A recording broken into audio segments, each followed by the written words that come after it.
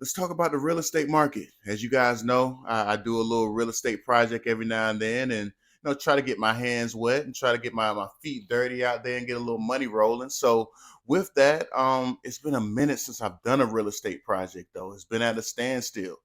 Recently, the interest rates have been going up crazy. Federal Reserve is raising the interest rate. Our boy Jerome Powell, Jerome Rome in the house, y'all. I mean, he's got the interest rate going up crazy. So what the interest rate is how much interest that you're paying on the money that you're borrowing from the bank.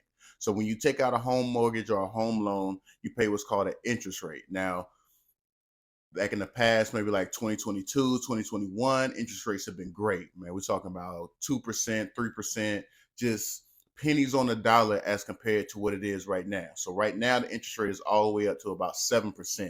And with it being at 7%, it's much more expensive to purchase a home. So if you think about that, the difference between 2%, let's just take it to 8%. So if we're at 2% and it goes to 8%, that's literally 4x the amount of interest that you're paying. So let's say for every $100 that you're paying, $2 of that used to be interest. But now we go all the way up to $8 of that being interest. So, take a regular home mortgage on, let's say, a $500,000 home.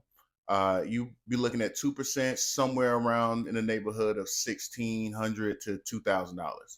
At 8%, that number goes all the way up to about 3,000 to 3,200. So with that math, is looking like a tough time to buy a house right now, guys. Because on the other side, the people that are selling homes aren't really lowering the prices. So we literally have a standstill in the real estate market. Absolutely nothing's going on. No homes are being sold because the rates are too high and the home prices aren't coming down. Even last year, when I was telling everybody that the rates were low, the home prices were going up really, really crazy. So it kind of balanced out. If you got a home at a good interest rate, I hope you like it because we are locked in for the next 30 years for the most part, guys. It makes no sense right now for anybody unless you just have to move. And to me, even if you're moving, I wouldn't purchase a house. I would rent the house out that I have a loan on, and I would rent somewhere else because it makes no sense if you have an interest rate at 2% to sell that house and go into an interest rate of 7%, which is even at tier one credit, really the best that you're gonna get right now. So yeah, man, it's a stalemate. Check on your real estate people, man. Check on your realtors.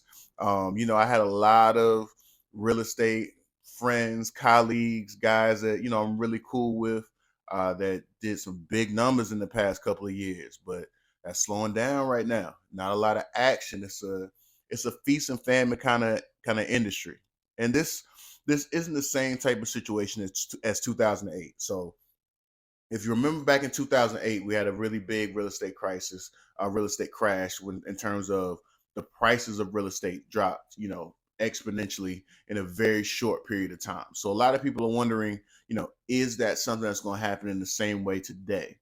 Um, Man, it has a possibility. At some point, something has to give.